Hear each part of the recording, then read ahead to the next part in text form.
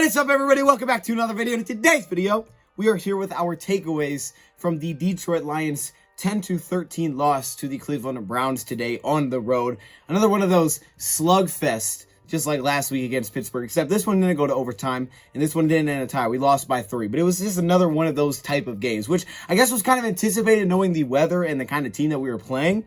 So let's get it started. The city's been down, and it found a way to get up. And when you knock us down, we're going to get up. And on the way up, we're going to bite a kneecap off, all right? And we're going to stand up, and then it's going to take 2 more shots to knock us down.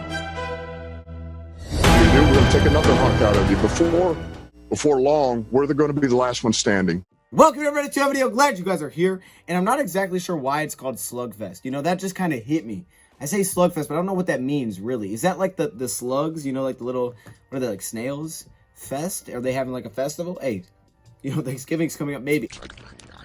Look that up. But either way, I got my initial reactions, my initial takeaways from this game, my initial thoughts, you know, before we really dive into it. Good thing is we have the short week. And like Tim Boyle said, this is the shortest week of the NFL year. I mean, really, if you think about it, because we play at noon. So it's really just like, it's an instant turnaround. You know, we're right back to it. Monday, shoot, we jumping back into injury reports on Tuesday, you know, so I mean, maybe on Monday. I don't even know how the week works. It's a very short week, a very short turnaround for the Lions. Then we kind of have like a week and a half off after the Thanksgiving game, but it could be nice to get back and maybe get some of this taste out of our mouth, because this one was just, you know, just another tough loss. The first thing that did stick out, though, I will, you know, address the elephant in the room, is that the Lions didn't go out there and get smacked after coming off a tight game. That was good. That was very promising, because that's honestly something that I was very curious to see, is how the Detroit Lions responded, because we've had these tight losses, and in this case, we came off a tie where the Lions have came back and then just got blown out. At least this time, the Lions came out and really, I mean, they fought to the end once again. So at least there's that to take away. But again, it's another loss, and they're just, you know, they're like the rest of them. You really want to figure out, how do we win a football game? But this game is just, it's about these initial reactions from this one, kind of my thoughts from this one, because I thought there was some good. Obviously, there was some bad, some things that I think the Lions, you know, could have changed going into this one. Quick recap of this one. This one was 13-0 at halftime, and the Lions did not allow the Browns to score in the second half. The Browns had a missed field goal in the first half and a missed extra point, which led to that weird scoring. There was also some very weird, interesting flags, a lot of pass interferences in the first half. We had a hands to the face on a 4th down, which would have gave us the ball back, but then he come back and he get a 3rd and 5, which was a PI, which I'm looking at, I'm saying, how in the world is that a pass interference? But it was. And of course, after that happens, like once you get a pass interference, they're going to come back and score, and I believe that was also on a 3rd down. So they score the very next play, and it's 13-0 at half. The Lions offense was very not good in the first half. I mean, I guess that's the way to put it. We didn't move the ball that well in the first half, but we did have an interception from Amani Oruwariye very early in that first half, which, you know, maybe not the best coverage, but it worked out. We got a pick,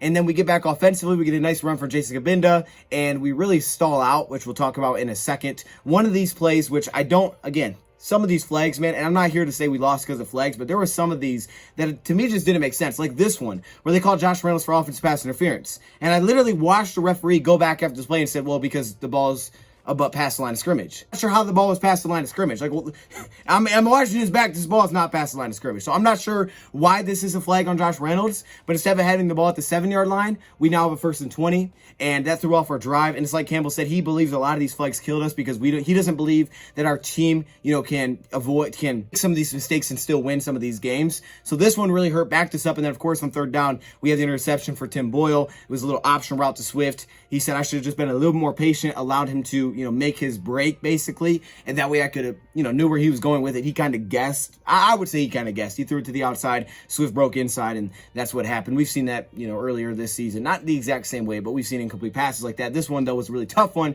because it turned into a pick, and unfortunately, that kind of brings you back to the earlier, you know, problems that you remember this season, early this season, where we had issues scoring in the red zone. We had turnover issues. Well, that's kind of what this was. I guess it wasn't technically in the red zone, because we were at like the 25. Second half, the Lions had a much better second half. They did not allow the Browns to score once. Now, Browns did have a nice drive at the end, which sealed the deal, but up to that point, they really stopped this Browns offense. They did a really good job defensively, keeping us in it. And offensively, we got Deandra Swift. And I just love the way we got him involved in the second half, which we'll get into. But Swift broke out in the second half. He went over 130 yards. He had like 9.7 yards to carry, which is just, it's crazy. All right. He had multiple explosive runs in this one and this big one, which I thought was his best run of the season. I'm like, dang, Swift, though, that thing was pretty. He looked fast. Some of these quick cuts upfield. I mean, it looked really, really good for Swift. And he took that one into the end zone, got us back into it. We then later are in position to score after an A.J. Parker interception. We end up settling for a field goal on a 4th and 1 with about 9 minutes to play. We'll talk about that play calling in a second as well. You could argue Lions should have went for it. They took the field goal, and that's really where the score stood after that. The Lions had an opportunity later when they got it back with about 5 minutes, and they got stopped at about the 40-yard line. They ended up doing a draw play on 3rd and 14. We get the ball back, and at that point, we really don't see the football again. So that pretty much wrapped it up in that game, and that's how the score ended up with this one. Because of the missed extra point, the Lions were able to take the field goal. I guess this is one thing that's good to take away is Rosas made both of his kicks. 1 field goal, 1 extra point. I know it's like, oh, that's not good. But yeah, I mean, he made them, so at least he made his kicks. Dude's got a leg. All right, we saw that on his kickoff. The guy booted it through the end zone, so it was at least nice to see that. Like, our kicker was making kicks, and I felt comfortable with Rosas. We weren't sure who the kicker was going to be, but there was that battle. There was Riley Patterson versus Rosas, and they went up going with Aldrich, and it felt good. Like, I felt comfortable with him kicking it. For some reason, maybe it's just like, you know, knowing his past, I felt good with him out there kicking the field goals, and he knocked them through. So at least give him that. Nothing was crazy, but he knocked them through. It would have been great to see him maybe try to kick a field goal for the tie, but unfortunately, in this game, first off, Big V in concussion, being evaluated for a concussion. I guess he went down the first half. I didn't notice that in the first half, but I did notice Tommy Kramer was out there in the second half. I was like, hold up, was this like this all game? No, it wasn't. So concussion in the first half. There's a good chance that he could be out for Thursday as well. I know the update, I saw it after the game, but I didn't know this came before the game. It's likely Jared Goff doesn't play on Thursday. I guess he hasn't been ruled out. According to Dan Campbell, he said once he's good, he's going to be back out there. That's what he said in his presser today because he is our starter, he said. But it does seem like Boyle will likely be the starter on Thanksgiving once again. This game was a little rough, I thought, for Tim Boyle. I thought coming out, you know, you could see some of that rust. You saw some of his passes that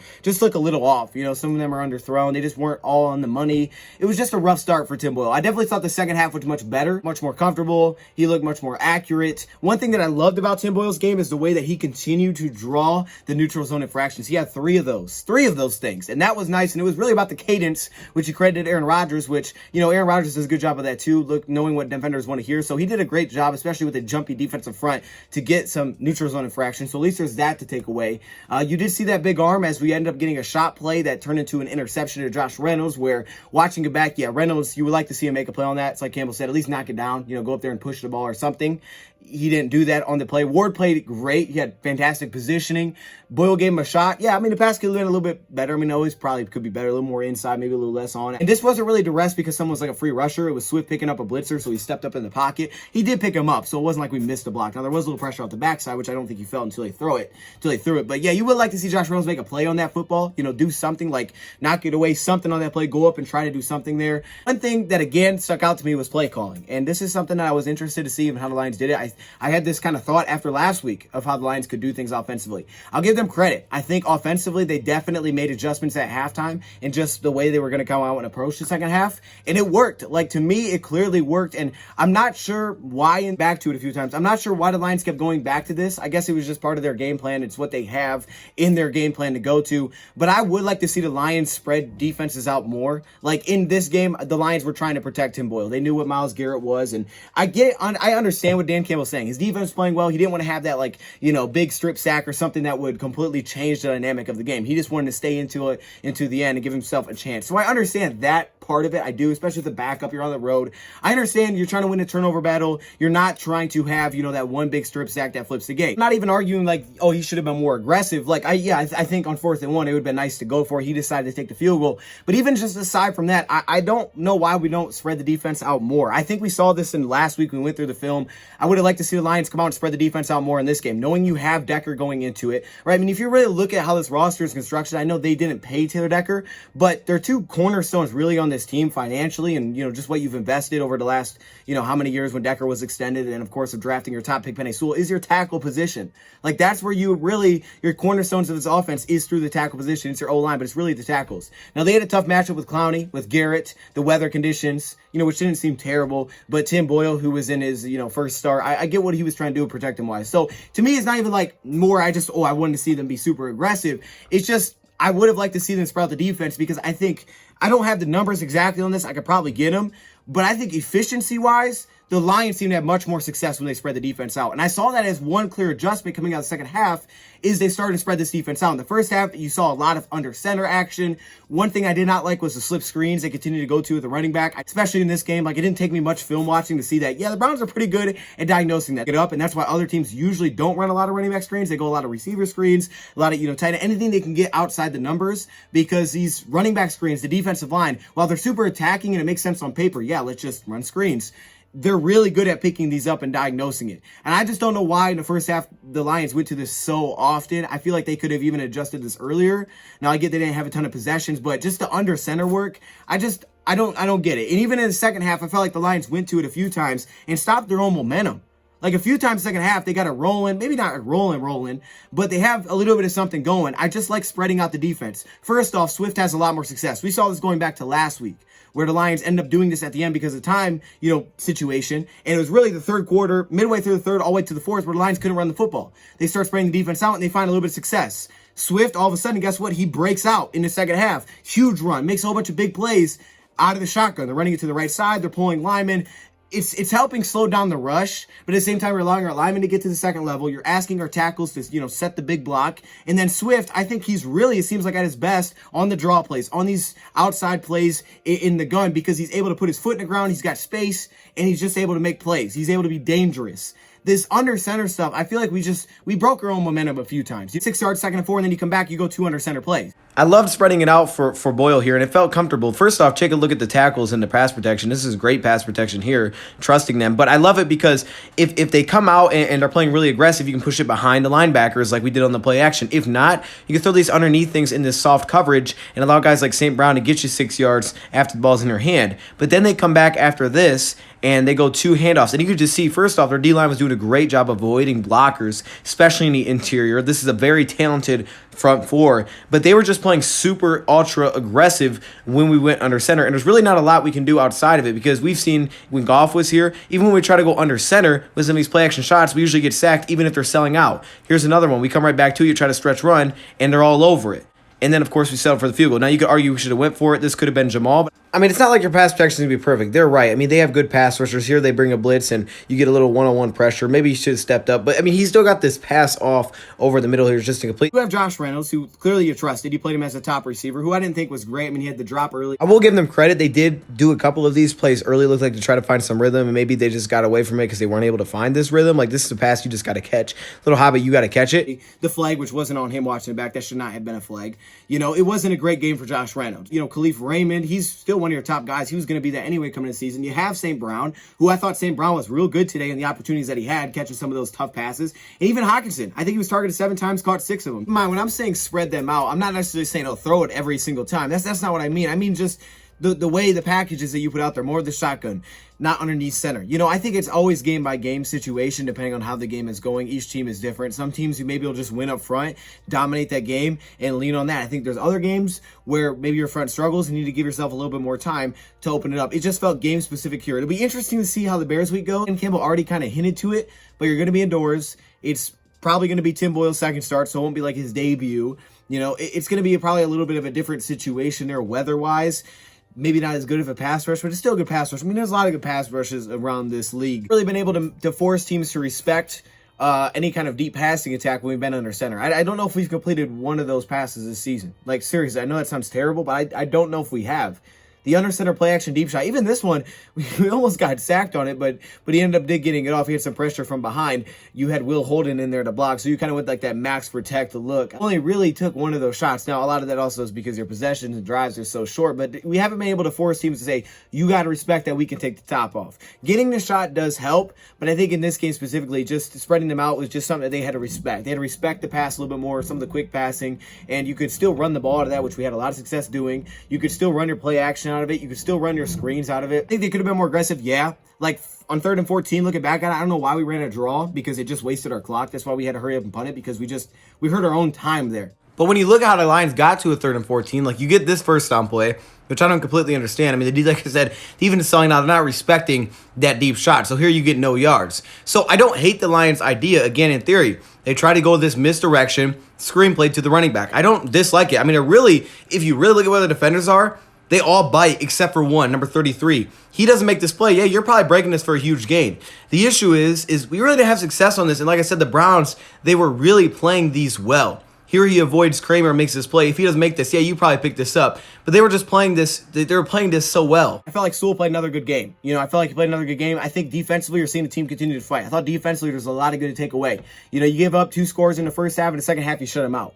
Now, again, they had a nice drive at the end, which hurt us, and it put the game away, put it on ice, but I thought there was still a lot of good to take away from this defense. Some of the flags were just like, what the heck? I'll have to watch back the All-22 to really get a good feel, but I thought just from the initial watch, they obviously helped us. I thought Charles Harris was relentless, the O-line over there, but Harris, I felt like he just kept coming after it. I felt like Austin Bryant flashed a few times, wasn't perfect, but he flashed a few times. Jerry Jacobs made some plays in coverage, which was helpful. Imani got beat, the most. I think he gave it like for 50 receiving yards, but he did have that pick at the beginning, but I definitely thought there was some good to take away. It wasn't perfect defensively, but you did keep us in it. You did hold them down to 13 points. And if you can do that, like, you're going to give us a shot. You're going to give us a shot pretty much every game. Because even if we don't score, you're still really within striking distance at any point. So I got to give credit to the defense because they stood up again. And we've seen, this team, especially when your offense struggles to score, come out defensively. And yeah, maybe they play like for example, Cincy. It's 10-0 at half. But then the second half, it's just like they kind of just, it is what it is. They just start going off on us. This game, they didn't do that. Like, the last 2 weeks, they've kind of waited for our offense to try to click along and try to find some sort of rhythm. They fought, and they've kept us in it until our offense finds rhythm. The first third and long, he doesn't bring pressure. It comes back to bite him. So guess what? Later, he comes back, and he throws this blitz at you. It's like we talked about before the game. Post-snap looks, disguising things. This was great here. I love how they bring the safety down. They only bring 5 guys. You drop Charles Harris into coverage to his hot. I love it because you only bring in 5, yet you still get a free rusher. That is just well done by the defense coordinator. Just as we were getting after him with understanding Baker was hobbled a little bit, just getting after him. He missed a lot of passes in this game. He missed a lot of passes, and I thought our defensive line did a real good job keeping him a little bit uncomfortable, honestly. And even against the run, I didn't think we were terrible, but at the end, you would like to see us get a stop and try to get off the field there, and we couldn't do that. We've seen this for weeks now. You don't really know who's coming, pre-snap versus post-snap. But this is a great job by Alex, and this defense has proven to be opportunistic. The depth that he gets here to make a play, he should have came with the pick, almost did, but then A.J. Parker, opportunistic. We've just proven to be that this season, which is a difference from past years. There's a couple of 3rd and shorts where the Lions continue not to go back to Jamal Williams, which I don't completely understand. I know there was a 2nd and 1 where he hit Cabinda and he got the first on a big run. But on 3rd and short, I don't know why we're kind of like shying away from Jamal in this game. We went to Swift, the one where in the second half we didn't pick that up. 3rd and 1 early in the game, you give it to Cabinda and he gets stuffed at the line. That's Jamal. To me, that's Jamal territory. Clearly hurt ourselves. First off, that flag that came out when we were down 7-13, we get this big run, we push it to the 40, we've been 1st and 10. All of a sudden, we come out of break. It's a 15-yard penalty. Like, what the heck is that?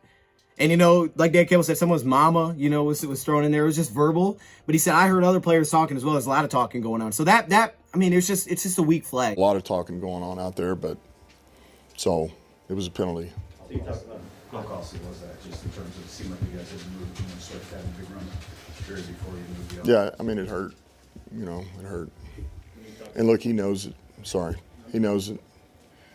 He knew it when it came off, But there was a lot of talking going on. And as a matter of fact, while I'm getting told that, I'm hearing talking. So, but that's part of it. It's like, really? Come on, really? The play's not even happening. You're going to throw a flag? And I just saw some of the officiating was sketchy. Like, they didn't look at our pick for A.J. Parker. This one, to me, I'm not saying it hit his foot, but there's a reason Hodge jumped on it. There's a reason Felton was mad after the play. There's a reason Alex Anzalone thought we had it, right? Look at Demetric Felton after this play. Like, you can't tell me he doesn't think that maybe his guy touched this. So, I just felt like some of the officiating, it was like they were just completely skipping by things. And, again, I'm not blaming it on. I thought there was some of that on both sides. But it was just goofy. It was just goofy, all right? No, we don't want that big strip sack or something that will kill us. But at the same time, we might have to just be a little bit maybe more aggressive, kind of push over the line and just try it.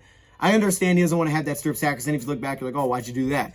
But I just feel like there's a couple of occasions where it's like, okay, maybe let's just see if our protection can hold up. That's really where we invested. You got your 2 top tackles here. Let's see if they can protect long enough. You got Reynolds here. Let's see if someone can make a play, give somebody a chance, an opportunity to try to do something. Our competitive game, and it was just tough. These are games that you want to win. You're right there. there's going to be blame flying around left and right. I get it. You know, we'll get into the film later this week. I didn't really dive into it like that. But those are just some of my initial takeaways, really my initial takeaway from this game. A couple guys stood out. Like I said, St. Brown stood out, I think. I think defensively, you know, he had a couple good players in there. I thought Brockers, you know, still did some things for us. And John Penasini showed up a few times. It wasn't perfect, but I thought, you know, there was some good plays defensively. I thought there were some nice adjustments, the way we attacked him. Like I said, Harris, I thought, was relentless on some of those edge plays, just getting after us, getting downhill. They did the same thing, same way they played us. I felt like Charles Harris played them, you know, so I love his ability, you know, and there's some of the hide blitzes that we do. It's nice. It's cool to see it. We had way too many PIs. I think maybe some of that is the bad conditions, like trying to change direction. Those conditions is tough. Maybe that's what that is. I don't know, but I still do feel like we had a couple holding and PIs that we had too many. We had way too many, but at the same time, some of those flags were just like, really, bro? Anyways, let me know your thoughts in the comments below. Lions are back on Thanksgiving. I'll be at that game, so I won't be able to go live stream, but we will be back later this week, tomorrow, Last Second Dose, and of course for the film. Thank you, Brad, for watching, and I'm out.